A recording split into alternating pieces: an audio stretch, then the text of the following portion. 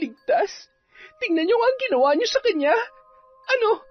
Magkapera lang kayo, gagawa kayo ng kwento. Sinaktan niyo siya. Ayan, tingnan niyo mga bakas ng sugat na naiwan sa katawan niya. Anong klaseng matino manggagamot ang gagawa nito? Irereklamo namin kayo, mga mukhang pera't manloloko. Masyadong madahas ang dila mo. Gusto kong maunawaan mo na hindi sapat ang magandang muka para magustuhan ka ng mga taong nasa paligid mo. Kailangan mong matutong rumespeto at kung paano makipagkapwa-tao. Ngunit malabo yatang makita mo kung anong tama at mali kung hindi mo mararanasan ang maghirap. Tingnan lang natin kung makapagmaldita ka pa, makapanghusga at makapanghamak ng mga taong katulad namin. Ilang beses na natin ginawa yan. Hindi naman tayo nagkulang sa paggabay sa kanya. Siya ang problema dahil sarado ang isip niya. Hindi nga siya marunong tumanggap ng pagkakamali. Hindi. Ano nangyayari sa akin? Hindi ako pwede maging pangit. Mommy! Daddy, ang buko! Taon 2010. Quezon. Malakas ang pagbuhos ng ulan na may kasabay pa na pabugso-bugsong ihip ng hangin. Gamit ang ilaw na degasera na nasa gitna ng mesang yari sa kahoy, ay tahimik na pinagsasaluhan ng 4 na bata ang kaunting lugaw na nakahain sa kanilang harapan. Halos 1 taon lamang ang pagitan ng edad ng mga batang yon. Karga naman ni Ruel ang sanggol, sabay iniabot kay Aurora na masaya at maluhaluhang pinagmamasdan ang malaanghel na mukha nito. Nakaupo naman ang asawa ni Ruel habang humahagulhol. Hindi niya mawari ang sakit na mawalay sa kanyang anak na noon ay mahigit 3 buwan pa lamang. Kayo nang bahala sa anak namin. Anak, patawarin mo kami. Mahal na mahal ka namin pero ito lang ang paraan para gumaling ka sa sakit mo. Huwag ho kayo mag-alala. Bibigyan ho namin ng magandang buhay ang anak ninyo. Mamahalin namin siya na parang tunay naming anak. Tanggapin niyo sana ito bilang tulong namin mag-asawa sa pamilya ninyo at para na rin sa iba pa ninyong mga anak. Huwag na ho. Sapat na ho sa amin na maipagamot niyo ang anak namin at mailayo siya sa buhay na meron kami ngayon. Sige na ho. Mag-iingat ho kayo sa biyahe. Bukal sa kalooban namin na ibigay ito sa inyo.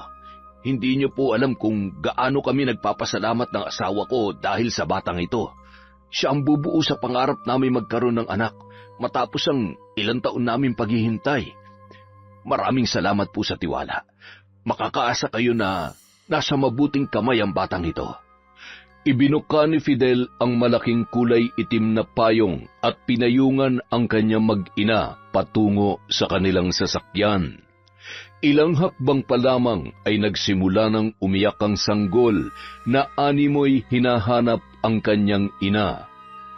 Dahan-dahang tumayo mula sa kinauupuan ang asawa ni Roel na si Feli at tumungo sa kanilang pintuan habang tinatanaw ang papaalis na sasakyan ng mag-asawang Fidel at Aurora na noon ay pabalik na sa Maynila. Tumakbo papalabas si Feli at napaupo sa lupa habang patuloy sa pagpupumalahaw. Anak ko!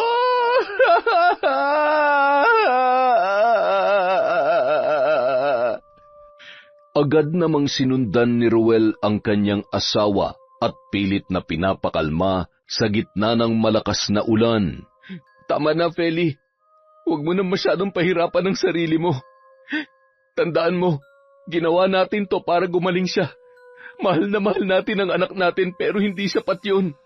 Wala tayong kakayahan na madugtungan ang buhay niya dahil... Patawarin mo ko, Feli. Patawarin mo ko sa mahirap na buhay na meron tayo ngayon. Kung kaya ko lamang sana.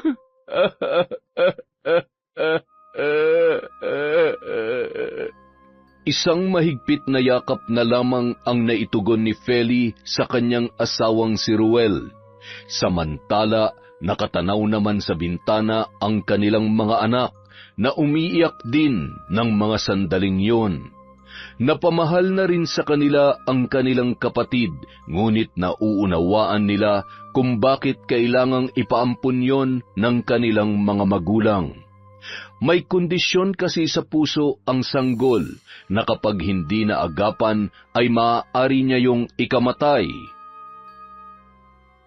Makalipas ang maraming taon, sakay ng kotse pauwi sa probinsya ng Quezon ang magkasintahan na sina Kira at Gian.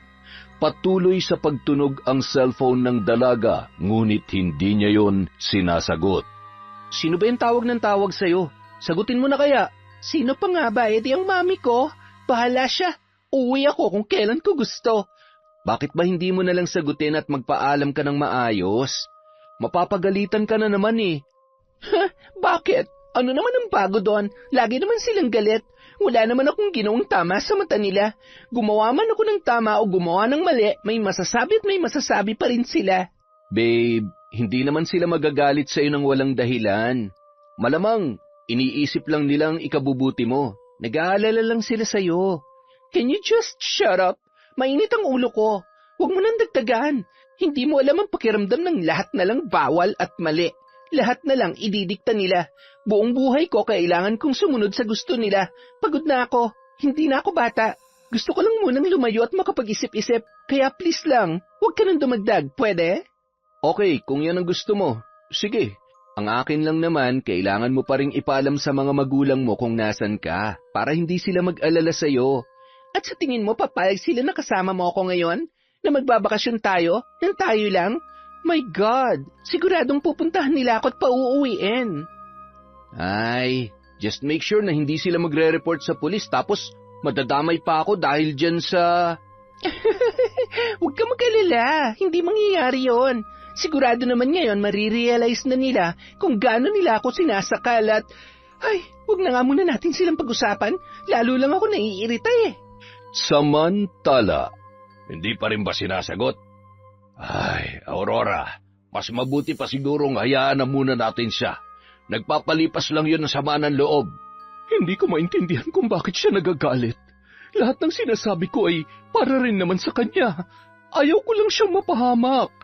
Aurora, dahil sa ginagawa mo, lalo lamang nagre-rebelde ang anak mo.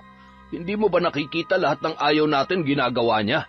Mula sa pagbibisyo, pagbabarkada, at mas lalo siyang naglilihim sa atin. Hindi ko na alam ang gagawin ko, Fidel. Hindi ko na maintindihan si Kira. Iniisip ko kung saan ako nagkamali at saan ako nagkulang. Kulang pa ba lahat ng binibigay natin sa kanya? Hindi pa ba sapat kung anong meron siya? Kung alam niya lang lahat ng sakripisyo natin para sa kanya. Alam mo, siguro panahon na para sabihin natin sa kanya ang totoo. Para matauhan siya. Ano? Fidel, hindi. Hindi niya pwedeng malaman na ampun siya. Paano kung iwan niya tayo? Kung hanapin niya ang totoo niyang mga magulang, hindi ko kaya. Hindi ko kayang mawala sa atin si Kira. Siya ang buhay ko. Mamamatay ako kapag nawala siya sa atin. Hindi natin habang buhay na may tatago ang katotohanan. Isa pa, baka yun lang ang tanging paraan para magbago siya.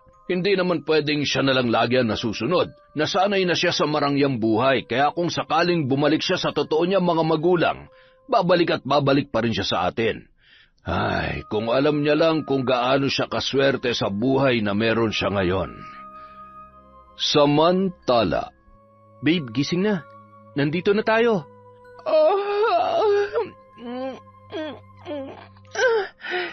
Teka, seryoso ka ba? Nasaan bang bahay ng tito mo? Yan, ganyan talagang bahay dito sa probinsya. Huwag kang mag-alala, malinis at... Are you sure? Paano kung may ipis o daga dyan? O di kaya may ahas? Ang dilim at napakaraming damo at mga puno. Ayaw ko dito. Pwede bang... Ay, Kira, gabi na. Wala tayong hotel na matutuluyan dito. Malayo tayo sa sentro. Ano, sasama ka sa akin o iiwan kita dito sa kotse? Sige ka, baka mamaya biglang may sumitsit sa iyong kapre. Sabi ng lola ko dati, sa malalaking puno na mamahay ang mga... Okay, eto na, bababa na. Ano ba yan? Why so dilim? Wala bang kuryente dito? Wala. Malayo nga kasi sa sentro. Iilan lang ang bahay dito at magkakalayo pa. Bakit hindi mo naman agad sinabi na ganito pala ang lugar na pupuntahan natin? Hindi ka naman nagtanong eh. At saka, ikaw kaya tong bigla ang nakipagkita at nagdesisyon na sasama sa akin dito. Ay, pinilit mo ako na sasama ka ah. Ay, okay, wala naman na ako magagawa dahil nandito na tayo. Are you sure ba na safe tayo dito? Oo naman, dito ako lumaki. Dahil sa lugar na to, natuto akong mangarap, kaya napadpad ako sa Maynila. Pinag-aral ko ang sarili ko, nakatapos at nakahanap ng maayos na trabaho. Sino mag-aakala na magiging isa akong engineer? Sayang nga lang wala nang nanay at tatay ko. Nakita sana nila kung paano ko natupad ang pangarap ko. Bata pa lang ako nung namatay sila at naiwan ako kay Chongberto. Siya na ang tumayong nanay at tatay ko mula nung high school ako. Kaya nga, napakaswerte mo, babe. Dahil mayaman ka at mahal na mahal ka ng parents mo. Kaya ka nila pinagbabawalan dahil gusto ka lang nilang protektahan. Pwede ba? Hindi mo alam ang sinasabi mo. Pagod na ako. Gutom and naglalagkit na ang skin ko. Kailangan ko na mag-shower. Ay, halika na. Tumuloy na tayo. Chong! Chong, nandito na po kami. Gian? Iho? Ikaw na nga ba yan? Aba... Opo, ako nga po. Ang napakagwapo niyong pamangkin. Manang-mana sa inyo, syempre. Ah, siya nga po pala si Kira, girlfriend ko. Ah, hi po. Ano ba yan? Hindi ba siya naliligo? Ay. Nako, akala ko ay may kasama kang artista. Napakaganda naman pala ng girlfriend mo. Ay siya, tumuloy na kayo sa loob. Sakto, nakaluto na ako ng hapunan. Kaya lang ay pagpasensyahan nyo na ha. Hindi ko naman inakalang may kasama kang bisita, kaya gulay na lang kalangan niluto kong ulam. Okay lang po, Chong. Paborito ko kaya yan at sigurado magugustuhan din niya ni Kira. Hindi ba, babe? Hindi ko pa. O siya, ayusin muna natin ang mga gamit natin para makakain na tayo. Siya nga pala, walang shower dito ha. May balon dun sa gilid ng bahay. Magsasalok tayo ng tubig para makaligo ka. Ay, my God! Paano yon? Paano ko makakaligo ng maayos? Malinis ba yung water? Oo naman. Siya nga pala. Bukas mamamasyal tayo at siguradong maaaliw ka sa ganda ng ilog na malapit dito sa amin. Makakalimutan mo yung problema mo at baka nga makalimutan mo nang bumalik sa Maynila eh. Matapos iligpit ang kanilang mga gamit, nagpalit muna ng damit si Kira at tumungo sa kusina. Nakakapit pa yun sa braso ni Gian na animoy takot na takot at inililibot ang paningin sa bawat sulok ng kabahayan. Yari lamang sa kahoy at pawid ang bahay at tanging sahig lamang ang simentado. Napansin naman ni Mamberto na naninibago ang dalaga. Pasensya ka na, iha ha. Ganito ang karaniwang bahay dito sa probinsya. Simpleng buhay lamang ang meron kami dito. Pero masaya naman. Oh, kumain na kayo. Pagpasensya mo ng ulam natin sa ngayon ha. Hayaan mo bukas. Bibili ako ng karne at isda sa bayan. Hindi naman nakaimik ang dalaga. Halos masuka pa yon sa gulay na kanyang kinakain. Nagkatinginan na lamang ang magtiyo at pasimpleng ngumisi. Matapos maghapunan ay nagtungo naman sila sa balon kung saan naligo si Kira. Tuwang-tuwa naman yon dahil sa sobrang lamig ng tubig. Nagpatulong pa siya kay Gian sa pagpapatuyo ng mahaba niyang buhok. Nagtitili pa yon nang makakita ng palaka sa loob ng kanilang silid. Dala ng matinding pagod, 10:00 pa lamang ng gabi ay nakatulog na ang dalaga. Agad namang lumabas si Gian at tinawagan ang ama ni Kira na si Fidel para ipaalam na nasa maayos yon na kalagayan at kasama niya ang dalaga sa probinsya. Seryoso ka ba? Hahayaan na lang natin siyang kasamang lalaking yon? Fidel, paano kung... Aurora, kung may masama siyang plano sa anak natin, di sana hindi niya na ipinaalam ang totoo. At saka paminsan-minsan, kailangan mo ring itatak sa isip mo na hindi lahat ng tao na makakasama ng anak mo may gagawing masama sa kanya. o maiimpluwensyahan siya. Meron siyang sariling pag-iisip at hindi na siya bata. Minsan kailangan din natin siyang hayaang madapa at magkamali. Hindi mo ko naiintindihan. Kapag may nangyari masama sa kanya, ikaw ang sisisihin ko, Fidel. Humahagulgol na pumasok si Aurora sa kanilang kwarto dahil sa labis na pag-aalala at inis sa kanyang asawa. Kinabukasan, maagang nagising ang magkasintahan at naghanda na ng gamit na dadalhin papunta sa ilog. O mag-iingat kayo doon ha, medyo madamot, matarik ang daan. May mangilan-ngilan na rin namang bahay kung sakaling maliligaw kayo papunta o hindi kaya ay pabalik. Susunod na lamang ako doon pagkagaling ko sa bayan. Sige po, Chong. Ingat din po kayo. Agad nang umalis sina Gian at Kira papunta sa ilog na kanilang papasyalan. May kalayuan din ang kanilang lalakarin kaya inagahan na lamang nila upang hindi abutin ng sobrang init sa daan. Makalipas ang ilang minuto ay nakaramdam na ng pagod si Kira sa paglalakad. Ang layo na ng nilalakad natin. Napapagod na ako. Ano ba yan? Ang daming damo. Wala bang maayos na daanan dito? Ang sakit na ng pakot. Nangangati na ako sa dami ng nagtataas ang damo. Aray, ang hapdi at ang kati-kati. Ay nako, kanina ka pa nagrereklamo. Malapit na tayo. Makinig ka. Naririnig mo na ba yung agos ng tubig? Ay, salamat naman. Gustong-gusto ko na mag-swimming. Pawis na ako. Oh my God, ang dami ko na tuloy rashes. Tingnan mo. Ay, mawawala rin yan. Ayan, nandito na tayo. Tingnan mo kung gaano kalinaw yan, oh. Woohoo! Wow! Ang ganda nga. At mukhang ang lamig ng tubig. Masayang-masaya sina Kira at Gian habang nagsuswimming sa ilog. Habang naliligo ang dalawa ay napalingon naman sila sa isang matandang babae na may dalang timba at nakatitig lamang sa kanila. Nang magtama ang paningin ni Gian at ng matanda na noon ay nakangisi, ay agad na tumalikod yon at nagmamadaling umalis. Oh my God! Sino yon? She looks so nakakatakot. Weirdo. Wala yon. Siguradong napadaan lang si Lola. Sino ba naman ang hindi mapapadungaw kapag ganito kagwapo't kaganda naliligo sa ilog na to? Sabi ko sa'yo, makakalimutan mo lahat ng problema mo dito eh. Samantala, mula sa di kalayuan, napakaingay ninyo. Masyado kayong masaya.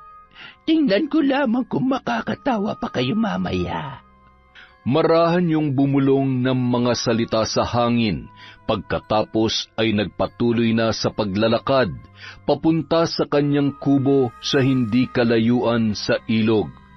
Patuloy pa rin sa kwentuhan, halakhakan at pagtatampisaw sa tubig sina Gian at Kira. Makalipas ang ilang minuto ay napahawak sa tiyan si Gian. Ang sakit. Oh, napano ka? Anong masakit? Ang sakit ng tiyan ko. Parang, aray. Nalamigan yata ako. Sigurado ka bang okay ka lang talaga? Mabuti pa umuwi na tayo. Kaya mo ba maglakad? Oo, kaya ko naman. Sandali lang parang umiikot din ang paningin ko. Hindi kaya nausog ako nung matanda kanina? What's usog? Ano bang mga sinasabi mo? Tinatakot mo ba ako? Wala. Tara na. Umuwi na tayo. Sana maabutan pa natin si Chong. Ang sakit talaga. Grabe. Natagalan sa paglalakad ang dalawa dahil pabugso-bugso ang sakit ng tiyan ni Gian at namimilipit yon. Ano? Kaya mo pa ba? Ano bang gagawin ko? Huwag ka mag-alala, kaya ko pa naman. Malapit naman na tayo. Nang makarating sila sa bahay ay sakto namang papaalis pa lamang si Mang Berto. O ano nangyari? Bakit namumutla ka? Ay sus Mariosep, nakagat ka ba ng ahas? Hindi po, Chong. Bigla na lang pong sumakit ang tiyan niya at nagsuka. Nag-almusal naman kayo bago kayo umalis. Tiyong, sa tingin ko, nausog ako nung matanda kanina. Matandang babae na may mahabang puting buhok at mukhang napaglaruan nga kayo ng matandang yun.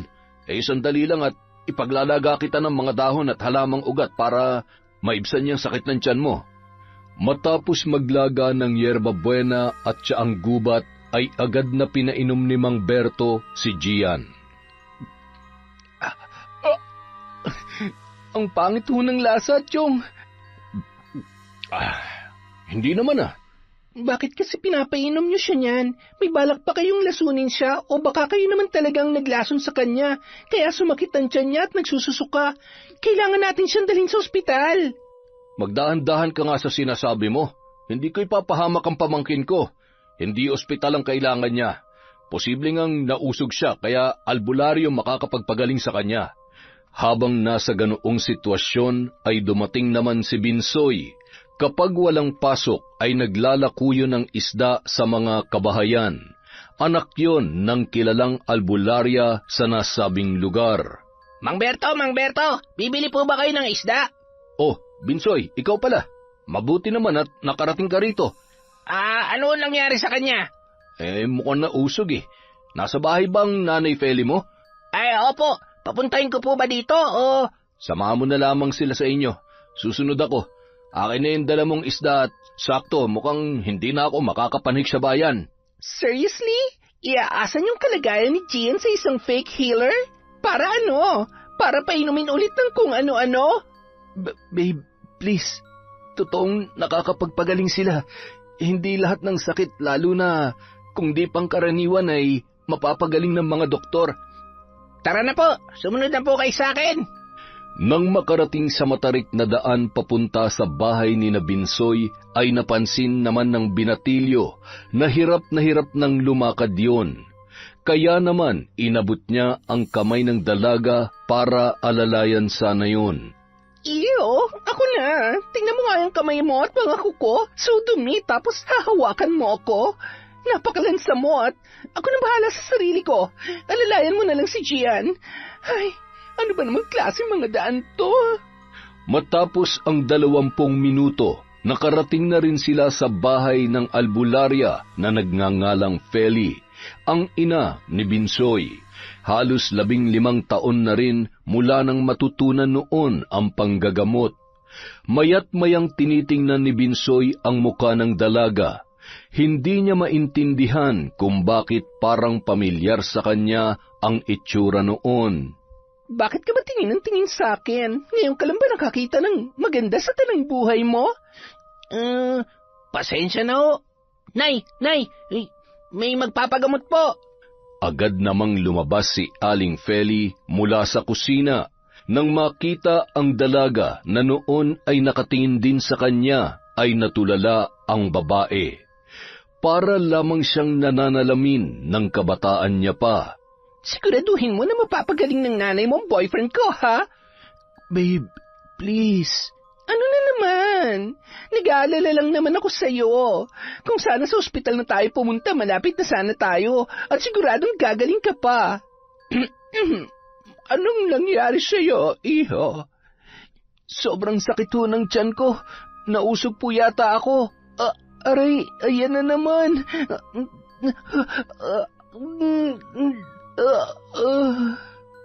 Oh my God! Ano nangyayari sa kanya? Please do something! Gamutin niyo siya! Babe! Gumising ka, babe! Iha, pwede bang maupo ka muna at kumalma? Ako nang bahala sa kanya. Hindi lamang usog, kundi napalipad hangin siya. Binsoy, anak, tulungan mo akong buhatin siya at ihiga mo rito sa papag. Oh my God! So dumi ng kamay tapos... Iha, walang namamatay sa dumi. Sa kaartehan meron. Kaya maupo ka na lang dyan at maghintay. Huwag ka mag-alala, kaya ko siyang pagalingin. Inihanda ni Aling Feli ang mga gamit niya sa panggagamot. Inilabas noon ang ilang mga botelya na naglalaman ng langis na may orasyon. Bumulong yon ng mga dasal at hinipan ang bunbunan ng binatang si Gian. Pagkatapos ay pinatakan ni Aling Feli ng langis ang labi ng binata. Maya-maya, biglang bumangon yon na tila hapong-hapo at matalim silang tinitigan. Ano nangyayari sa kanya? Sandali, huwag kang lalapit sa kanya. Sinasapian siya. Ano? God, pinaglalaruan niyo ba siya? Hindi ka nakakatulong, Iha. Kesa magreklamo ka, manahimik ka na lamang dyan. Umupo man si Kira ay nababakas sa reaksyon nito na hindi pa rin siya sang-ayon sa sinabi at ginagawa ni Aling Feli. Sa ngalan ng Amang makapangyarihan sa lahat, kung sino ka man, layuan mo ang binatang ito. Tigilan mo na siya. Hindi mo ako mapapalaya sa katawan ng binatang ito. Akin na siya. Sige, subukan mo magmatigas. Makakatikim ka sa akin. Pahihirapan kita. Pahihinain kita hanggang sa gumapang ka sa lupa. Patuloy na nag-usal ng orasyon si Aling Feli, sabay itinali naman ni Binsoy ang kamay at paa ni Gian upang hindi makapalagyon. Hinahampas yon ng mga tangkay at buntot pagi sa likod. Hindi naman magkamayaw sa paghiyaw si Gian na animoy halimaw na gustong kumawala sa kanyang pagkakatali. Tama na!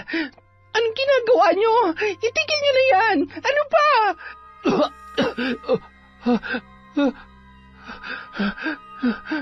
Anong nangyari sa akin?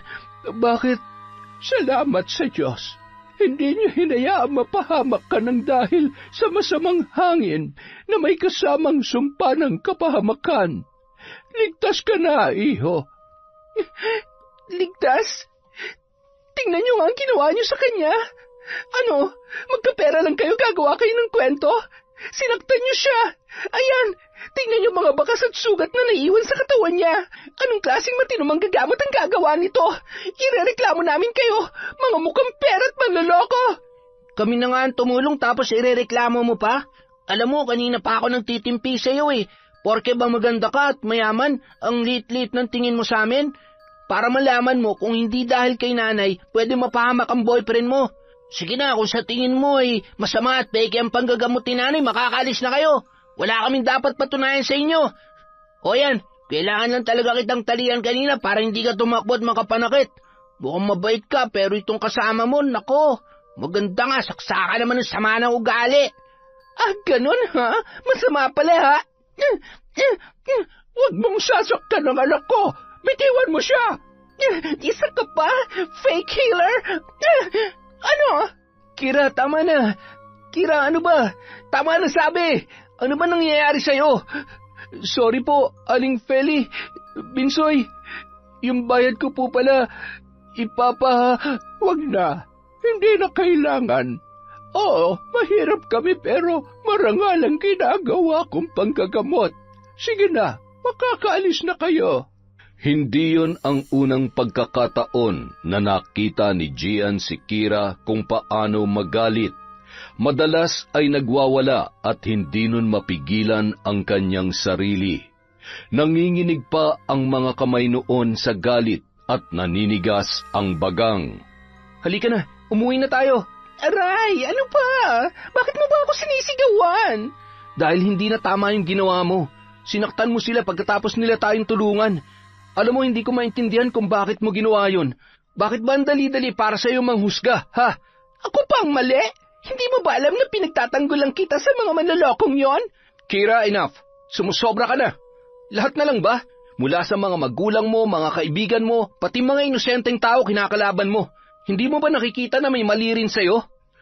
Patuloy sa pagbabangayan ang dalawa nang bigla namang dumating si Mamberto. Ano ba naman at dito pa talaga sa daan nyo napiling magbangayan? Baka gusto nyo munang umuwi sa bahay at pag-usapan niya na mabuti. Ay. Huwag na lang kayo makisali. Wala naman kayong alam sa nangyari. Nakakainis. Bahala kayo dyan. Walang kasing bilis na lumakad papalayo, pabalik sa bahay ni Mang Berto, si Kira. Napailing-iling na lamang si Mang Berto sa inasal ng kasintahan ng kanyang pamangkin na si Gian. Pambihira naman, Gian. Pasensya na sa sasabihin ko, ha? Napakabait mong bata at alam kong matalino ka. Oo, maganda si Kira, pero bakit naman parang nung umulan ng kaartehan at kasungitan ay sinalo niya yata lahat? Mahal ko siya, Chong. Alam kong kahit ganun ang ugali niya ay may kabutihan pa rin sa puso niya. Hindi ko siya susukuan. Kailangan ko lang pong tulungan siya na mas pairalin ang kabutihan kaysa galit at kung anumang hinanakit na kinikimkim niya sa puso niya. Ay. Tumango na lamang si Mang Berto at inalalayan ang bahagya pa ring nanghihinang si Gian. Iniinda noon ang hapdi ng mga hampas sa likod ng kanyang katawan. Siya nga pala, pasensya na kung hindi ako nakasunod agad. Nagluto na muna ako ng tanghalian natin. Napasama ata ang bakasyon nyo dito sa probinsya. Oo nga po, Chong eh. Siguradong magyayaya na yun na bumalik sa Maynila. Hindi bale. Malamang nag-aalala na rin sa kanya mga magulang niya. Abat, wag mong sabihin na hindi mo ipinagpaalam yon. Nagtanan ba kayo? Naku, hindi po, Chong. At tinawagan ko rin ho ang tatay niya kagabi para ipaalam na sumama siya sa akin. Grabe kasi talaga kapag tinotopak yan eh. Kahit mami at daddy niya, walang magawa. Yan ang mahirap kapag pinalaki na laging nasusunod ang gusto. Samantala, Nay, kumusta na ho yung likod ninyo? Masakit pa ba? Okay lamang ako, anak. Medyo masakit pero pasasan ba't mawawala rin naman ito? Yung mukha mo, patingin nga. May mga pasaka at may kalmot sa braso. Napakasalbahe po talaga ng babaeng yun. Kung hindi lang ako lalaki, pinatulang ko na yun eh. Nako, kung nandito lang sila kuya at ate, kawawa yun. Sinabi mo pa. Pero anak, alam mo kung kasama natin ang ate mo, yung kinukwento ko sa'yo, siguro kaedaran niya at kasing ganda niya rin. Okay na po yung kaedaran at kasing ganda, pero wag naman sanang kasing ugali nun. Ikaw talaga. Natitiyak ko na magandang pagpapalaki sa kanya ni Aurora at ni Fidel. Mabubuting tao ang umampon sa kanya. Siya, alalayan mo nga ako papuntang kusina at magluluto pa ako ng ulam ng tatay mo. Mag-aalas 11 na yata. Siguradong papauwi na yon. Ako na po, Nay. Magpahinga na lang po kayo dyan. Si Binsoy ang bunso sa mga anak ni na Aling Feli at Mang Ruel. At siya na rin lang ang nakakasama nila sa bahay. May kanya-kanya na kasing pamilya ang kanilang mga anak na nakatira sa mga karatig baryo at ang iba naman ay nasa ibang lalawigan. Madalang na lamang kung makadalaw ang mga yon, lalo na't abala sa kani-kanilang hanap buhay. Lumipas man ang maraming taon ay bakas pa rin ang kahirapan sa kanilang pamilya. Bukod tanging si Binsoy ang kaisa-isa nilang anak na nagtiyagang magpatuloy sa pag-aaral sa kolehiyo sa kursong edukasyon. Nakatingin sa kawalan si Aling Feli nang dumating ang kanyang asawa na si Mang Ruel. Ma, ayos ka lang ba? May nangyari ba? Wala naman. May naalala lamang ako. Maupo ka muna at magkwentuhan tayo. Nagluluto pa si Binsoy. Aray, ang sakit talaga ng likod ko. Bakit? Nagbuhat ka ba ng mabigat? Biglaan naman yata ang pananakit niyan. Mahabang kwento.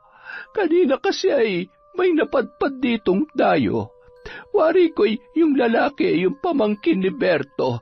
Yung babae ay namumukaan ko rin pero hindi ko maalala kung saan ko nakita.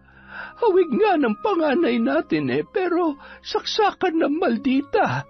Sus Mariosep, daig pa nga yung may sapi. Alam mo, masarap turuan na leksyon ng malditang yon.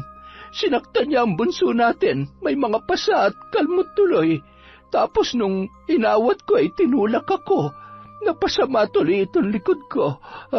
Masyadong matapobre at tinawag pa akong, ano ba yon?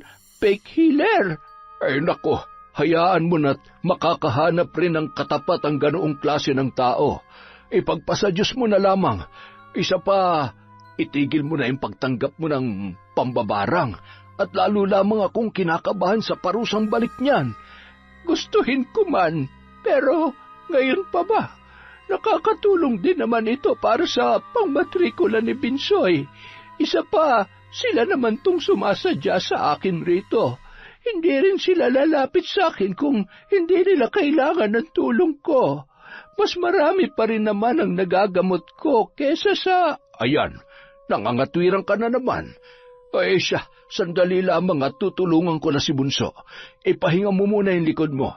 Haplasan mo ng langis at baka may pila yan. Ay siya, sige na.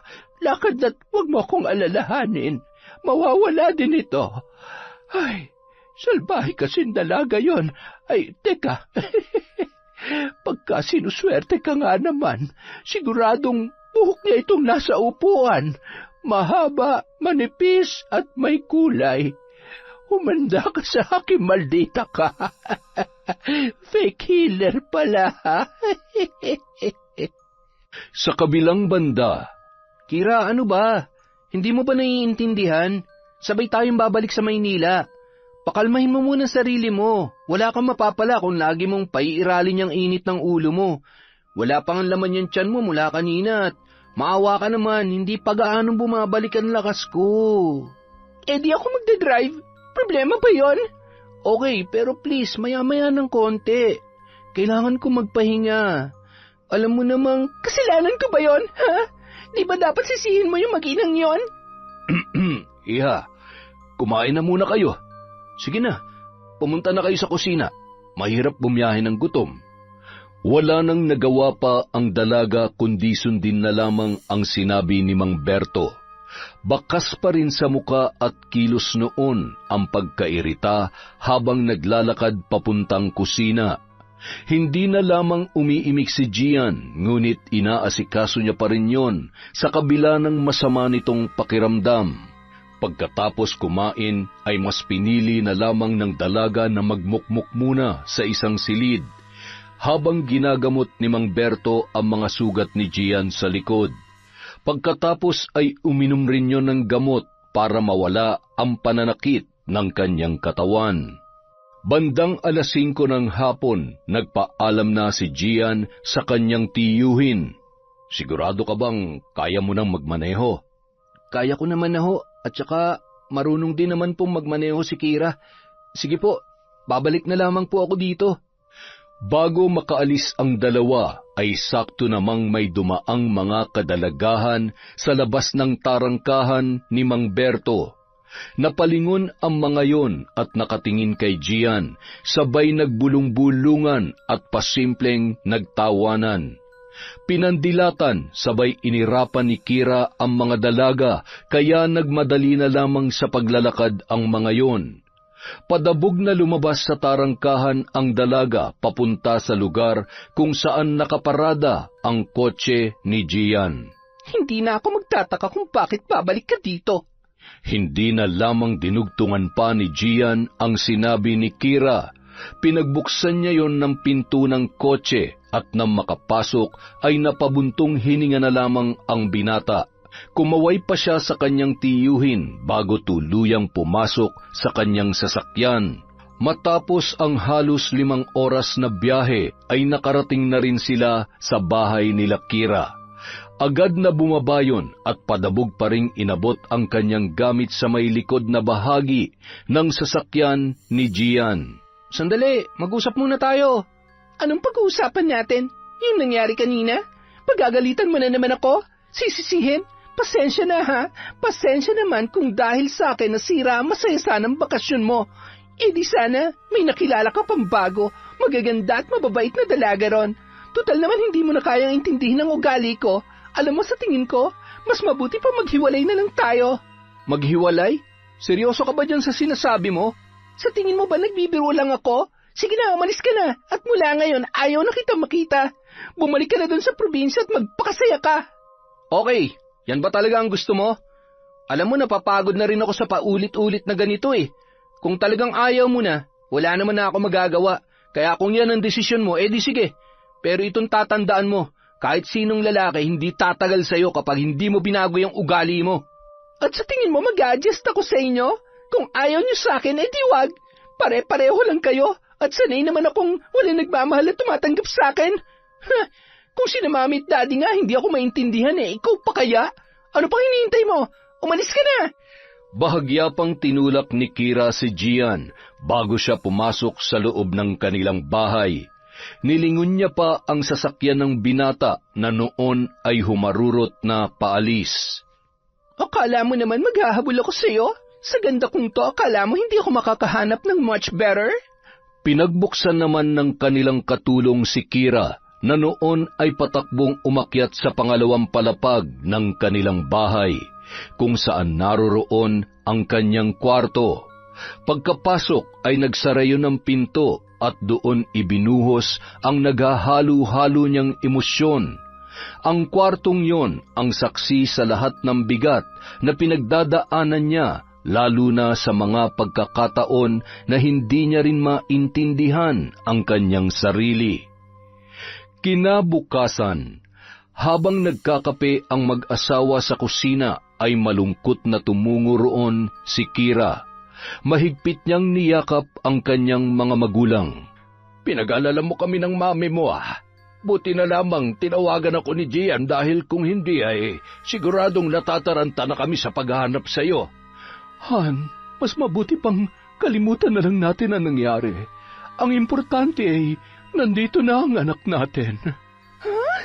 Seriously? Hindi niyo ako pagagalitan pagkatapos ng ginawa ko? Mom, wala ka po bang sasabihin? Oh, come on, it's okay. Sanay naman na po ako. Nagkatinginan na lamang ang mag-asawang sina Fidel at Aurora. Kira, anak, lahat naman ang sinasabi namin ay para sa ikabubuti mo.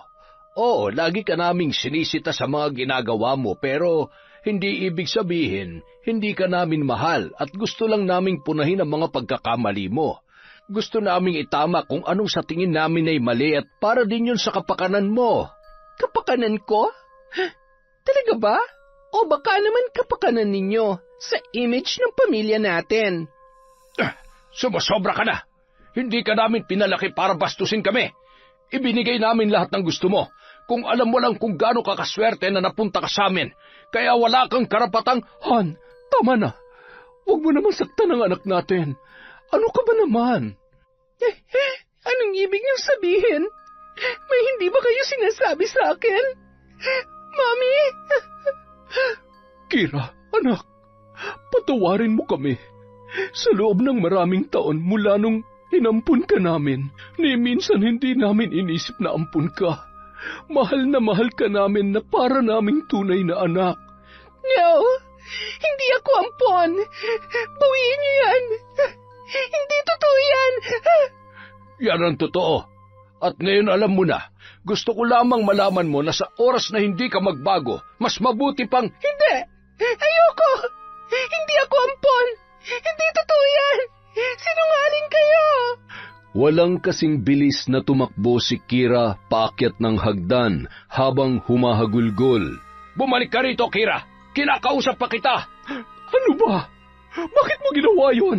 Bakit? Napailing-iling na lamang si Fidel at mababakas sa kanyang muka ang pagkadismaya. Sabay lumabas ng kanilang bahay at naiwan namang humahagulhol si Aurora. Buong araw na nagkulong sa kwarto ang dalaga, ni wala siyang mapaglabasan ng sama ng loob. Matalino at masasabing lahat ng talento ay ipinagkaloob sa kanya ng Diyos, pero sa kabila noon ay wala siyang permanenteng kaibigan dahil wala namang tumatagal sa kanyang ugali. Wala siyang pakialam kung sa bawat salita at ginagawa niya ay nakakasakit na siya ng damdamin ng iba. Kinagabihan, inihahanda na ni Aling Feli ang kanyang mga gamit sa isang kubo kung saan niya isinasagawa ang pambabarang. Nay, sigurado po ba kayo sa gagawin ninyo? Hayaan nyo na lang po kaya yun. Makakahanap rin yun ng katapat niya. Bumalik ka na lamang dun sa bahay, anak. Sige na, huwag ka mag-alala at alam ko kung paano ko tuturuan ng leksyon ng babaeng yon. Sige na, pumunta ka na doon at huwag ka na makulit. Magluto ka na ng ulam at paparating na ang tatay mo. Tingnan mo na lamang kung anong mailuluto mo doon sa ref. Nanay naman, wala naman po tayong rep. Ay, oo nga pala wala. Nangangarap lamang naman ang nanay mo. O siya, magkatay ka na muna ng isang baboy, anak. Yung puti ang dugo, ha? Yung totoong baboy ay sa graduation mo na. Sige po, mamimitas na po ako ng baboy. Nanlang ka pala. Kayo talaga? Ay, kaunting tiis na lamang. Makakapagtapos na rin ang bunso namin. Sana bago man lamang ako bawian ng buhay ay makita ko man lamang siyang magkaroon ng magandang kinabukasan. Kahit isa man lamang sa mga anak ko ay makapagtapos. At kung nasan man ngayon ang isa ko pang anak, sana'y masaya siya sa buhay na meron siya.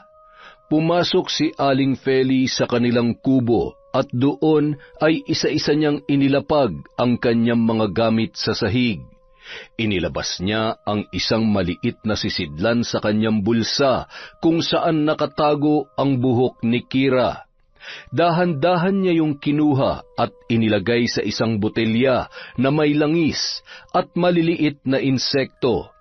Ipinatong ng ginang ang bungo sa isang itim na tela pagkatapos ay nagsindi ng mga kulay itim na kandila. Maya-maya, hinawakan niya ang isang aklat na kulay itim at hinagkan yon bago sinimulang basahin ang mga kahindik-hindik na mga salita. Kinuha niya ang isang kandila at paunti-unting pinatakan ang bungo habang siya ay humahalakhak. Masyadong marahas ang dila mo. Gusto kong maunawaan mo na hindi sapat ang magandang mukha para magustuhan ka ng mga taong nasa paligid mo. Kailangan mong matutong rumespeto at kung paano makipagkapwa-tao. Ngunit malabo yatang makita mo kung anong tama at mali kung hindi mo mararanasan ang maghirap. Tingnan lang natin kung makakapagmaldita ka pa, makakapanghusga at makakapanghamak ng mga taong katulad namin. Ngayon, patutunayan ko sa iyo na kahit gaano ka kayaman, ay hahalik ka pa rin sa lupa para magmakaawa, para makawala sa sumpa na ikakabit ko sa iyo.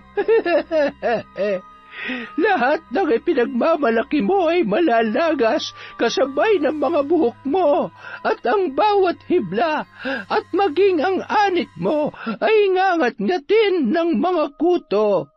Mula sa gabing ito ay mararamdaman mo na ang paunti-unting bagsik ng aking kapangyarihan hanggang sa bumait ka ng tuluyan. Samantala, Anak, buksan mo itong pinto. Mag-usap naman tayo. Kanina ka pa hindi kumakain. Yaya, pasuyo naman ang susi. Hayaan mo siyang magutom. Pasasaan ba't lalabas din yan? Kaya mo ba talagang tiisin ang anak natin? Kung wala kang magandang sasabihin, manahimik ka na lang, pwede? matapos mabuksan ang pintuan ay tumambad kay Aurora ang noon ay nanginginig na si Kira. Nakapikit, pawis na pawis at inaapoy ng lagnat. Mami! Tulong! Ay, Diyos ko! Ano nangyayari sa'yo? Fidel! Fidel! Ang anak natin! Nang makita ni Fidel ang kalagayan ng kanilang anak, ay agad niyang binuhat yun at isinakay sa kanilang kotse. Sinugod nila si Kira sa pinakamalapit na ospital. Agad naman niyong inasikaso at binigyan ng gamot ng mga doktor. Nang gabi ring yun ay nakauwi na rin sila kaagad. Ngunit hindi pa rin nila nakakausap ang dalaga. Akala nila ay nagtatampo lang yun dahil masama pa rin ang loob sa kanyang nalaman. Hinayaan na lamang muna nilang magpahinga ang kanilang anak.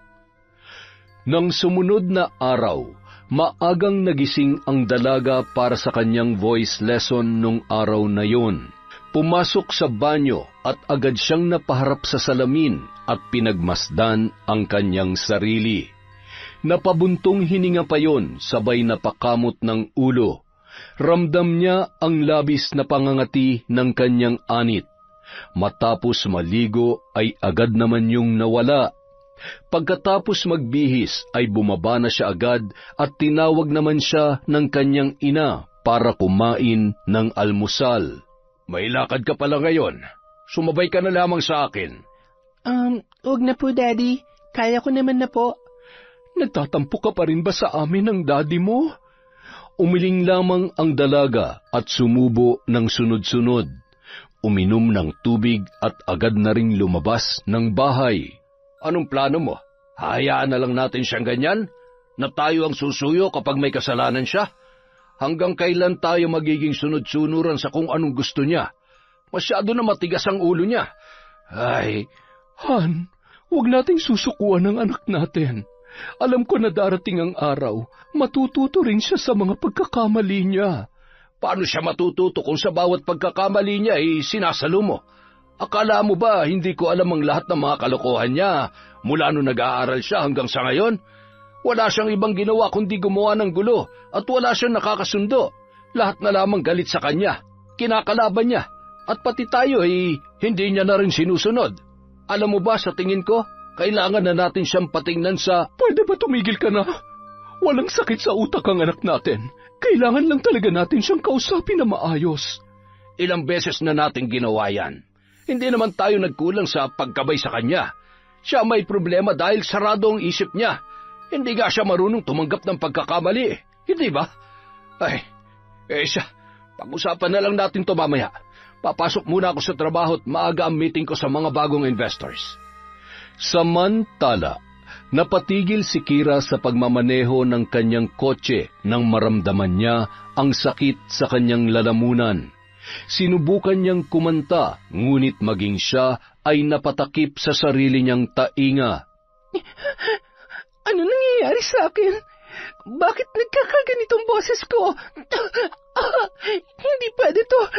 Aray, ang hapdi ng labi at ng dila ko. Bakit parang ang dami kong paso sa bibig? Hindi na lamang tumuloy yon at nagpasya nang bumalik sa kanilang bahay. Mami! Mami! Kira, bakit ka bumalik? Ano nangyari? May masakit ba sa'yo? Mami, yung boses ko. Hindi na maganda ang boses ko. Ang sakit din ng lamunan ko. Bibig at ang dila ko. Namumula na parang napaso. Anong gagawin ko? Hindi pwede to. Pagtatawanan ako ng mga... Anak, baka kailangan mo lang muna magpahinga. Gusto mo bang dalhin kita sa ospital para maagapan kung ano man ang nangyayari sa'yo? No, lalo lamang ako magkakasakit doon. At saka, ang dami may sakit sa ospital, baka lalo lamang ako mahawa. Bakit hindi mo nalang tawagan yung kaibigan mong doktor para gamutin ako? Mommy, please, do something. Okay, sige.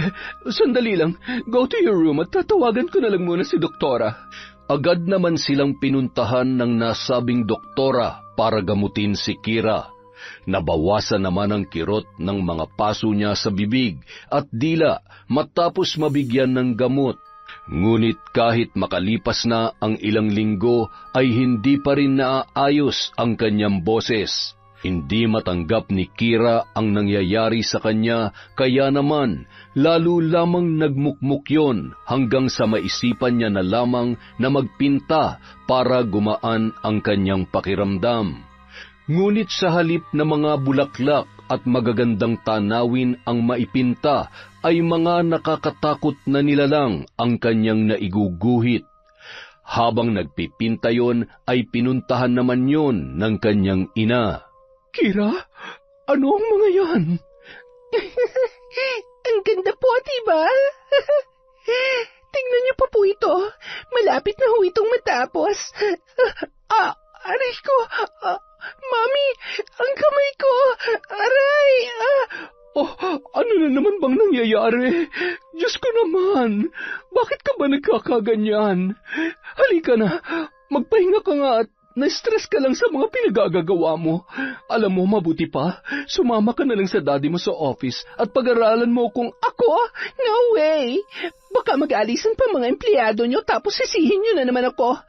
I'm planning to apply work online na lang para makaiwas sa mga tatanga-tangang... Anak, stop it!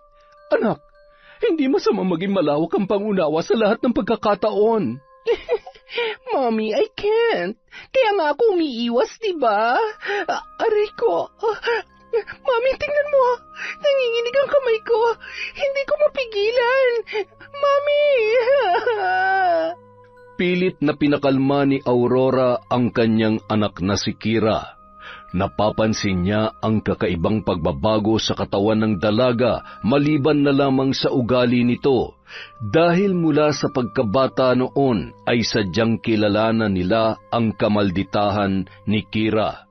Sa kabila ng ipinapakitang kabutihan at pangunawa ng mag-asawa ay mas lalo lamang lumalala ang hindi kanais-nais na ugali ng kanilang anak. Hindi na namalayan ng ginang pero nakatulog na ang anak nito. Tinitigan niya ang maamong muka noon, sabay hinimas ang ulo. Napakunot noo siya nang tingnan ang paisa-isang buhok ng kanyang anak.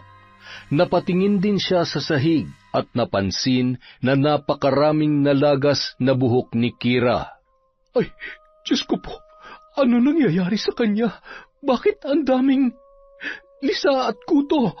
Kira, gumising ka! Mami, ang kati-kati po ng ulo ko. Nagkakamot yun, kaya naman napalundag papalayo si Aurora sa takot na siya ay mahawa. Mami, bakit? Parang nandidiri ka sa akin. Nang tingnan ni Kira ang kanyang higaan, kumot at maging ang damit, ay napasigaw yon nang makita ang napakaraming kuto na gumagapang. No! Hindi pwede to! Mami, ano nangyayari sa akin? Nadatnan ni Fidel ang mag-ina sa kwarto na ganoon ang kalagayan. Hindi yun makapaniwala sa kanyang nakita, ngunit nagawa pa rin noong lapitan si Kira.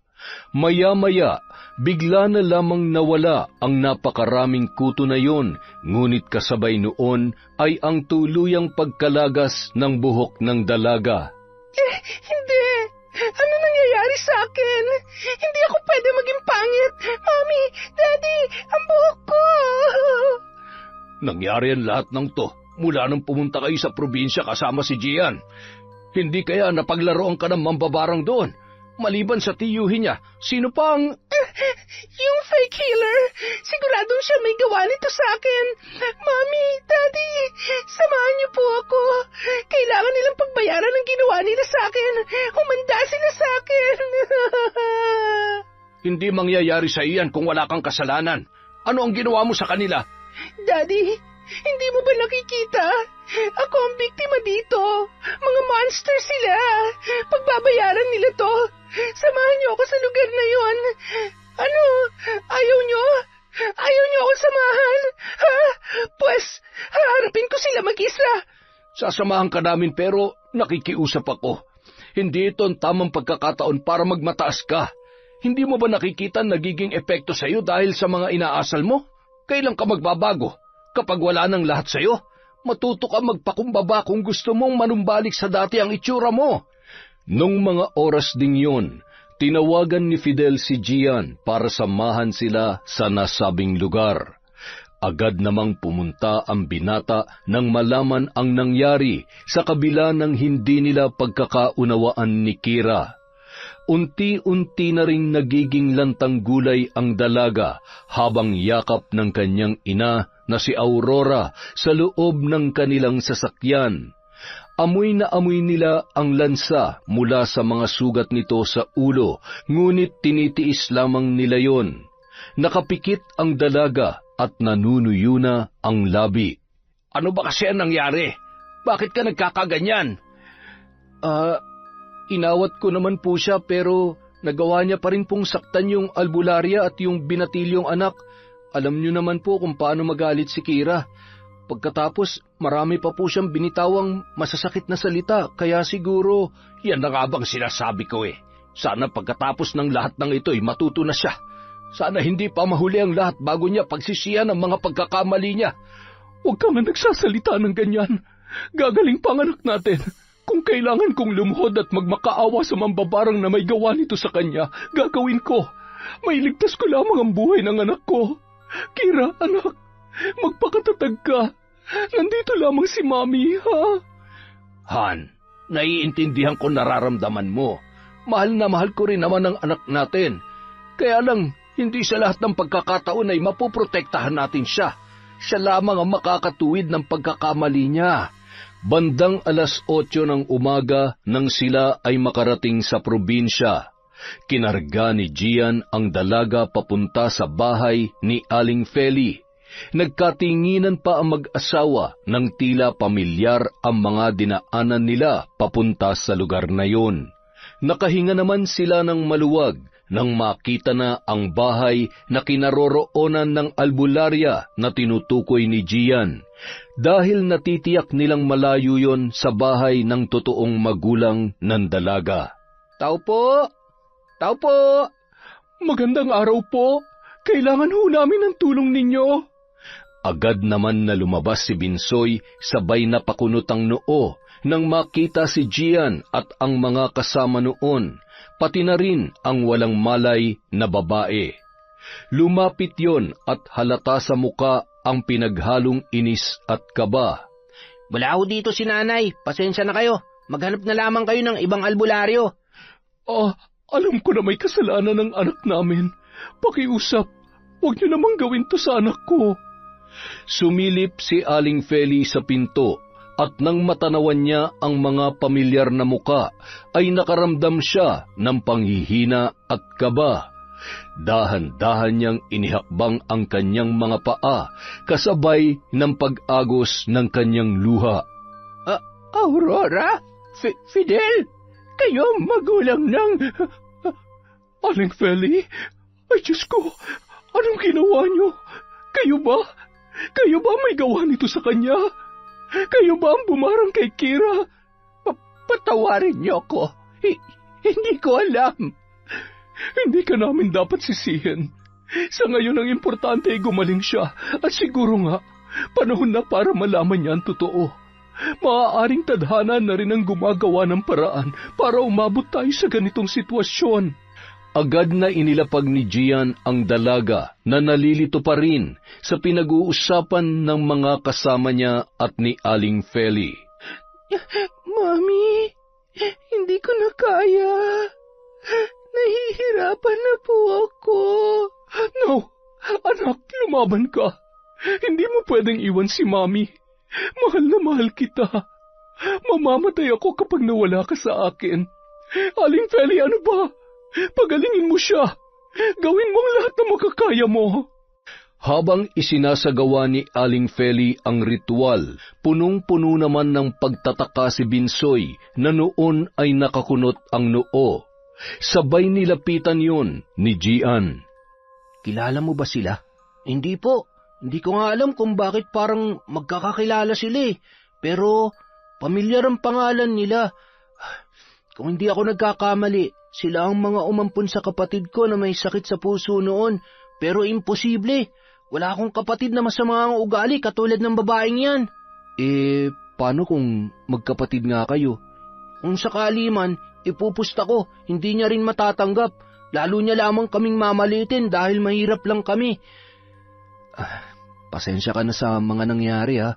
Alam mo, hindi pa rin ako nawawalan ng pag-asa na magbabago pa siya. Bandang 12:00 ng tanghali, matapos maisagawa ni Aling Feli ang ritual ay nagkamalay na ang dalaga. Halata ng maganda na ang kanyang pakiramdam dahil mapula na ang kanyang mga labi. Salamat sa Diyos, anak. Mabuti naman at gising ka na. Huwag mo akong hawakan at huwag mo akong matawag-tawag, anak. Isa kang monster! Masama ka! Tingnan mo ang ginawa mo sa ulo ko! Sinira mo ang buhay ko! Patawarin mo ako, Iha. Anak, hindi ko alam na... Ano ba? Bakit mo ba ako tinatawag na anak? Lumayo ka sa akin! Halimaw ka! Kira, ito ang katotohanan. At siya ang totoo mong ina. 3 buwan ka pa lamang noon nang inampun ka namin ng mami mo. No, hindi magandang biro yan. Ayaw ko. Kahit kailan at kahit anong mangyari, hindi ako magkakaroon ng magulang na mambabarang na mga irresponsable at kayang ipamigay ang bata na parang hayop. Wala akong magulang na mas mahirap pa sa daga. Umuwi na tayo. Ayoko na dito. Mommy, please. Bakit hindi ako makatayo? Patawarin mo ko. Hindi ganong kadaling mabawi ang lahat ng sumpang. Wala kang kwenta. Ipinamigay mo na nga ako. Ikaw pang dahilan kung bakit nahihirapan ako ngayon. Tama na. Huwag mo nang sisihin si nanay. Nagawa lang nila yon dahil wala silang kakayang ipagamot ang sakit mo. Isa pa, sinong di magagalit sa ginawa mo sa amin? Napakasalbahe ng ugali mo. Tumahimik ka. Kung nakakatayo lang ako, sasampalin kita dyan eh. Mami, umalis na tayo dito. Please, iuwihin niyo na ako. Daddy, parang awa niyo na. Naiintindihan ko kung hindi mo gusto dito at hindi mo ako tanggap bilang totoong nanay mo. Hindi ko rin hihilingin na mapatawad mo ko sa lahat ng mga kasalanan ko sa iyo. Pero pinapangako ko na gagawin kong lahat para ikaw ay gumaling. Kailangan mo munang manatili dito hanggang sumapit ang araw na susunod na Biyernes sa darating na kabilugan ng buwan. Kung kinakailangan, iiwan muna namin siya sa'yo. Kira, hanggat hindi mo nahahanap ang pagpapakumbaba at pagpapatawad, hindi mo matutulungang gumaling ang sarili mo. Sana kahit minsan, hayaan mong manaig ang kabutihan dyan sa puso mo. Matuto kang rumispeto. Babalikan ka na lamang namin ng mami mo dito. Pero, Fidel... Han, hayaan muna natin siya dito. Magtiwala ka lang. Iiwan niyo talaga ako dito? Mami, please. Daddy, huwag niyo akong iwan dito. I'm sorry, anak. Lagi mong tatandaan na mahal ka namin. Ipagdarasal kita. Rico! Mami! Huwag niyo akong iwan! Mami! Mabilis na naglakad palabas ang mag-asawa.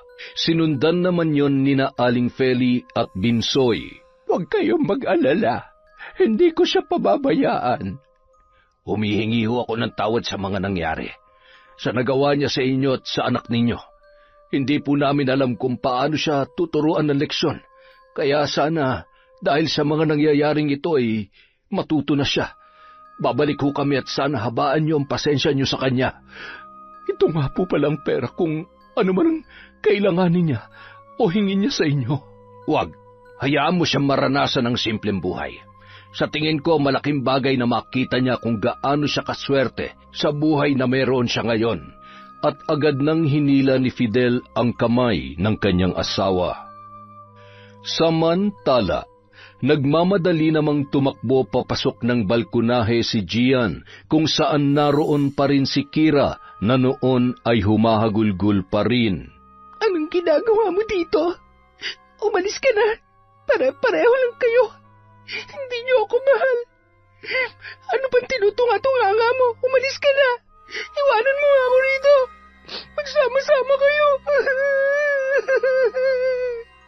Malungkot na tumalikod ang binata, ngunit mababakas sa mga mata nito ang awa para sa dating kasintahan. Agad na rin silang bumiyahe pabalik ng Maynila. Hindi mapigilan ni Aurora ang pag-aalala at sakit na nararamdaman na iwanan sa ganoong kalagayan si Kira, ngunit pinipilit niyang lakasan ang kanyang loob. Umaasa siya na may magandang kahihinatnan ang naging desisyon nilang mag-asawa. Samantala, Anak, alam kong nagugutom ka na. Gusto mo bang subuan kita? Masakit pa rin ba ang kamay mo? Mas gugustuhin ko pang mamatay na lamang sa gutom kaysa kainin ang pagkain na yan. Ano na naman ang gagawin mo sa akin ngayon? Lalasunin mo ako? Alam mo, ang pangit talaga ng tabas ng dila mo. Hindi kami masamang tao. Kung meron man masama dito, ikaw yun. Anak, mabuti pang maghain ka na at siguradong pauwi na ang tatay mo. Iwan nyo na kaya yan dyan, Nay. Hayaan nyo siya magutom. Ayaw niya naman kumain eh. Mabuti pa, ipakain ko na lang yan sa alaga akong... Minsoy, tumigil ka na. Mainit na nga ang ulo ay ginagatungan mo pa. Isa pa't makukurot na talaga kita. Nanay naman, ako ang bunso nyo, kaya dapat... Oh, ano ang meron at... may pasyente ka yata. Nasaan ang kasama niyan? Tay, iniwan po yan dito. Masama kasi ang ugali, kaya... Hindi ka ba talaga titigil, ha? Kapag ako nakalakad na, humanda ka sa akin. Abat, napakatapang mo naman, iha.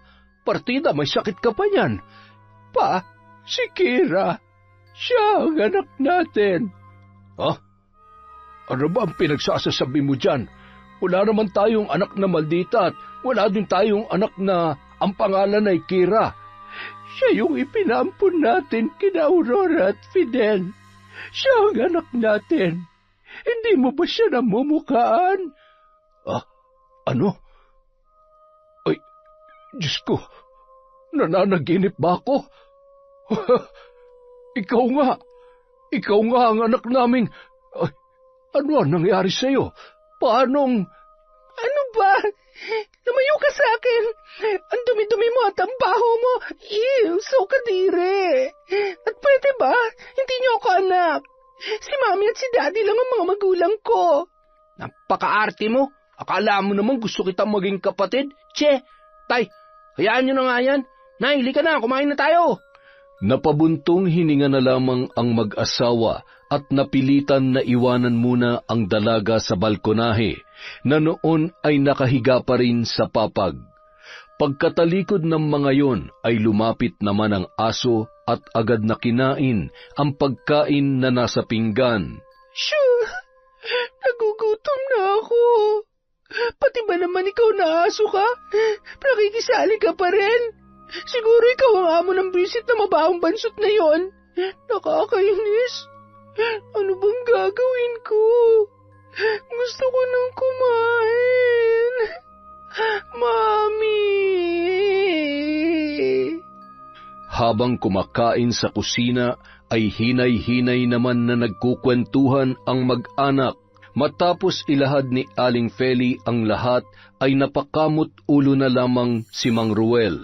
Sa dinami-dami ng pwede mong barangin ay sarili mo pa talagang anak ang nabiktima mo. Hindi mo man lang ba naramdaman? Tay, sa sama ng ugali ng Kirang yan, nakakalain ba ni nanay na anak niyo siya? Wala na ata mas maldita pa sa kanya eh. Maarte na, matapobre pa. Siguro sunod sa layaw. Palibasa mayaman yung mga umampun sa kanya eh. Hindi ko maintindihan kung bakit. Mabait naman sina Aurora at Fidel. Siguro ay nasobrahan sa... Hindi na mahalaga yan. Baka binibigyan lang din tayo ng Diyos ng pagkakataon na magpakamagulang sa Kanya. Matagal na rin nating ipinagdarasal na makita siya. Sa ganito mang paraan, dapat pa rin nating ipagpasalamat yon. Anak, Binsoy, alam kong nakakaubos ng pasensya pero nakikiusap ako. Intindihin mo na lamang siya, ha? Ay, nakukonsensya ako. Paano kung tuluyan siyang napahamak ng dahil sa akin? Tiyak na hindi ko mapapatawad ang aking sarili, Ruel. Makalipas ang ilang linggo, paunti-unti ay nakikipag-usap at kalmado na rin si Kira sa tuwing kinakausap siya ng kanyang ina. Nakita niya kung gaano katyaga siyang inaasikaso at inaalagaan, kahit pa may pagkakataon na nasisinghalan niya yon. Isang umaga, maaga silang gumising at tinutulungan siya ni Aling Feli na maglakad-lakad sa labas ng bahay. Sigurado ka bang kaya mo na? Medyo mahina lang po yung paa ko pero hindi naman na po masakit. Sa tingin ko, ilang araw na lang ay kaya ko na ulit maglakad mag-isa. Natutuwa ako na maganda na ang kondisyon mo. Tinutubuan ka na ulit ng buhok. Mabilis lang yan babalik sa dati. Mas lalo ka na ulit gaganda. Ay, pasensya ka na talaga, Iha. Kung hindi lang din ako nagpadala sa... Kasalanan ko naman ho talaga. Hindi nyo naman ho gagawin yun ng walang dahilan. Kung sila mami at daddy nga po nagagalit sa inaasal ko, kayo pa kaya? Salamat po, kasi kahit masama ang ugali ko, pinili nyo pa ring alagaan ako at pagalingin ako. Alam nyo po, lahat ng mga taong nakikilala ko, nagiging kaibigan at maging yung taong mahal ko, iniiwan din ako sa huli. Hindi po nila kinakaya yung pagiging maldita ko. Hindi ko naman po gustong maging ganito pero hindi ko na rin po alam kung paano magsisimula at kung paano babaguhin ang nakagawian ko. May mga pagkakataon na tinatanong ko ang sarili ko kung bakit ganito ako. Siguro nga naging abusado ako dahil pakiramdam ko kahit anong mangyari, may pera kami, mayaman kami at lahat ng gusto ko, masusolusyonan ng pera. Hindi po pala. Pero ngayon, mas naiintindihan ko na po ang lahat kahit papaano. Salamat po, Nanay. Oh, tama bang narinig ko? Tinawag mo akong nanay. Pinapatawad mo na ba ako? Pinapatawad mo na ba si nanay, ha? Wala ho kayong kasalanan sa akin. Kung hindi ho dahil sa ginawa nyo, baka wala na ako ngayon. At masaya po ako na naging magulang ko sina Mami at Daddy. At mas magiging masaya ho ako na nandyan ho kayo para sa akin, pati na rin si Tatay. Alam ko ho na kayo lang ho yung mga taong unang-unang tatanggap sa akin sa kabila ng mga pagkakamali ko. Siyempre naman, mahal ka namin. Pagbali-balik na rin man ang mundo, anak ka pa rin namin. Walang perpektong anak at wala ring perpektong magulang. Ang mami at daddy mo naman, alam ko kung gaano kanila kamahal. Kaya wag mong sayangin ang pagmamahal na yon. Ma, bumili ako ng karne sa bayan at isda para naman hindi puro gulay ang pinapakain natin sa bisita natin. Salamat po, Tatay. Pero hindi niyo naman po kailangan gumastos. Kumakain na rin po kaya ako ng gulay. Ay, teka. Ma, kurutin mo nga ako. Ba, bakit? Para kasing nananaginip ako eh. Tama ba yung narinig ko? Tinawag niya akong... Tatay naman, hindi ho pa naginip to. Pasensya na po kayo. Sana'y hayaan niyo po akong bumawi kapag nakakalakad na ako ng maayos, kapag magaling na ako. Salamat sa Diyos. Hindi ko akalain na darating pa ang araw na ito. Mukhang kailangan ko ng tuluyang talikdan ang pambabarang para masuklian ko naman ang kabutihan niya. Sabi niyo nga po, diba? Hindi pa naman huli ang lahat. Totoo ba yan? Bakit parang ang saya-saya nyo? Pinagpalit nyo na ba ako dito kay Maldita? Nay, nagkukunwari lang yan. Mamaya kapag nakatalikod kayo, sigurado. Kapag malakas na yan, malamang. Grabe ka naman. Sorry na. Alam kong galit na galit ka sa akin, pero pinagsisisihan ko na yon. Huwag ka mag-alala, patutunayan ko sa iyo na hindi ako kasing sama ng iniisip mo. Bigyan mo naman ako ng chance na maging mabuting ate, kaya sana kalimutan na natin ang mga nangyari. Pwede ba yon, bunso? Pag-iisipan ko, mahirap na.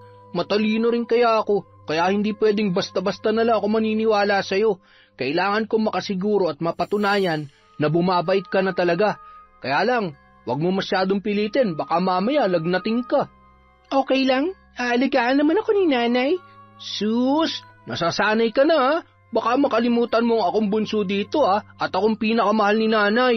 Ay, naku naman, mukhang nagseselos yata ang bunso namin ha. Ako? Magseselos?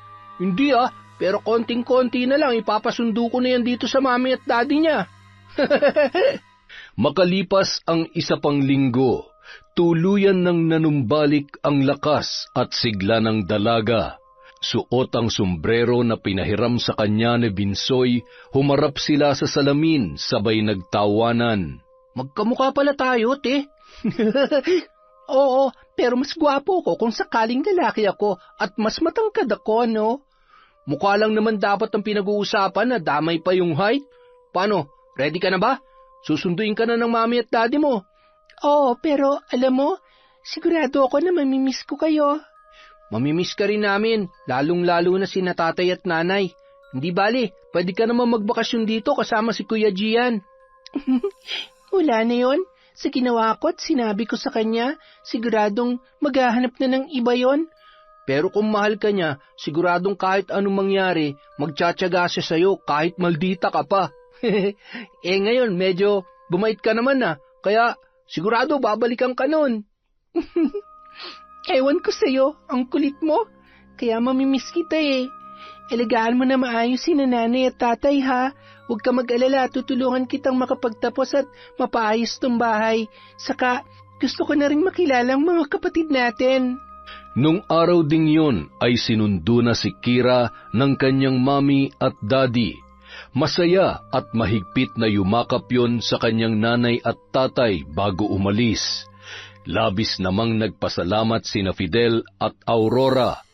Mula ng araw na yon ay masayang masaya na rin ang mag-asawa sa malaking pagbabago ni Kira. Makalipas ang isang taon, Mami, Daddy, papasok na po ako. Dad, see you later sa office. I love you. Ingat anak, bilisan mo at may naghihintay sa iyo sa labas. Naghihintay? Sino naman po? Basta, sige na, ipagdadrive ka raw niya. New driver? Si Mami talaga. Good morning, babe. Gian, anong ginagawa mo dito? Don't tell me na ikaw yung... Ako nga. Ako ang driver mo today at hindi kita binibigyan ng karapatan na magreklamo.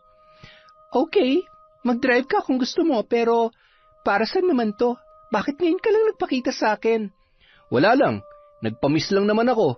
At saka, siniguro ko na hindi na mainit ang ulo mo. Mahirap na. Ang sabihin mo, hindi ka na nakatiis. Sobrang namiss mo ng kamalditahan ko. Ano, simulan na natin? Ha?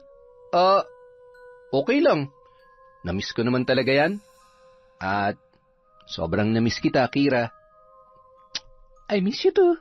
Mamaya na tayo mag-usap. Ipag-drive mo na ako at nagmamadali ako. Siguro naman sapat na yung kiss ko para makarating agad tayo sa office. Samantala. Nay! Tay! Tubig po! Pahingi po ako ng tubig! Ano ba nangyayari? Galing po ako sa sentro para makita kung nakapasa po ako sa exam. Nay, LET passer na po ako. Ang saya ko, Nay. Sa wakas, may teacher na po kayo. Siguradong matutuwa ang mga kapatid ko, lalo na si Ate Kira. Ay, salamat sa Diyos. Masayang-masaya kami para sa iyo, anak. Abat, napakahusay talaga nitong bunso ko Salamat, anak. Proud na proud sa iyo si tatay. Hindi ko akalain na may anak na akong teacher. Katulad ho ng pangako ko sa inyo, iaahon ko ang pamilya natin sa kahirapan. Konting tiis na lang, tay. Hindi nyo na kailangan magbilad sa init ng araw at magpakahirap sa trabaho. Ako naman po magtatrabaho para sa inyo. Ay, napakaswerte talaga natin sa bunso natin. Gwapo na, matalino pa, at napakabait pa. Ay, maswerte rin ang mapapangasawa mo, anak. Abay, hindi pa pwede yan. Hindi pa pwedeng mawalay sa akin ang bunso ko. Yun, napakaganda na naman po ng kwento natin sa araw na ito. At dahil dyan, meron tayong shout out. Simulan natin kay M. Rose Strong OFW in Kuwait. Hi po kay Zanti, kay Sally Roldan, Hello kay Melin Lendio and Elmer Calatero from Davao. Hi po kay Michelle Esperon. Hello kay Virginia Belay. Shout out kay Minerva Caranog from Gabaldon, Nueva Ecija. Hi kay Isay Diaz, kay Lydia Lopez, kay Jennifer Sacris. Hello po kay Christine Moncada, kay Catalea Soto. Hi kay Ver Hever from Singapore, kay Kathy Baldwin from Kansas City, USA, kay Karen, kay Princess, kay Alexis, at Christine Angela Grefaldia. Hi kay Agnes at Edgardo Fontanilla. Hello po kay Kurt Mina. Shout out kay Vicky Yabut. Hi kay Lagawang Shaw TV. Hi po sa family ni Rose and Mara, kay Alma Naong, kay Mami from Doha, Qatar. Hello kay Jeneline Mix Vlog, kay Miss Maura. Hi kay Rose Flores from Western Bikutan, Taguig, kay Mare Nila Cervantes. Hi po kay Janet at Lito Wanta, kay Jerilyn Ramos from Taiwan. Hi sa family Bernades from Corazon, Cacaldia, kay Vance Terence from Kuwait. Hi kay Yachin Tamashiro. Hi kay Front Row Infinity, kay Romeo A. Marcelino at Aryan Gail Leonora. Hello po kay Bengski from Dubai, kay Jairo Nisa Nanding. Hello kay Bea 5 Pink, kay Merly Pura. Hello po sa Cabral family from Estela da Silva, kay Marjorie Dequilia, sa Caspe family from Chera Monte. I Love Traveled, kay Chloe Dia. Hello po kay Cecil Vlog, kay Michelle Manuge. Hi kay Chris Alcantara. Hi kay Vanji Alamigo at Richard Cayon from Rosalina Bogayong. At syempre po, hi kay Kay, huwag ka na magtampo, gaya-gaya ka. Sa mga hindi ko po nabanggit, marami pa po tayong susunod na videos. Maraming salamat po mula sa Kwentong Enteng.